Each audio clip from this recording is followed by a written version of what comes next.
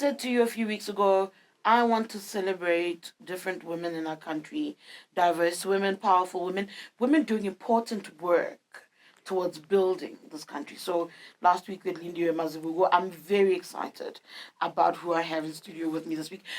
Before I even tell you who it is, I watched this guest at a seminar very recently. He's already laughing. I watched this guest at a seminar a few weeks ago, and the announcement she made upon arrival on the stage is she's not alone.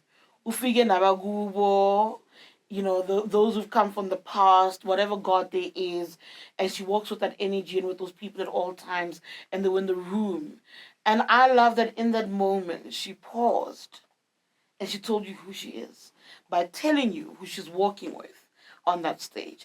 I am joined this week by the executive director of the Oprah Winfrey Leadership Academy for Girls. They call it OLAG.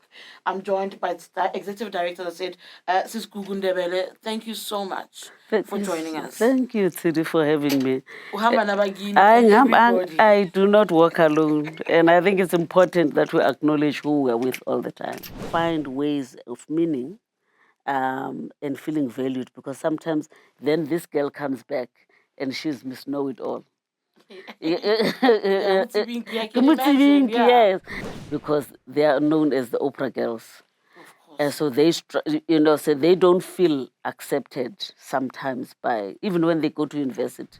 I think that the situation for women has not changed, does not change, it gets worse. It's depression because I also see how, even as young girls, in spite of the fact that we are so many years into our democracy, they're still left behind. And I think the system conspires against the success of women. So that's my depression. But sometimes I get very excited because then I meet the Tshidis. I'm joking. Yes. Not true, because I meet amazing young women who, in spite of everything, succeed. We're not talking about children who have been left behind. We're talking about hope.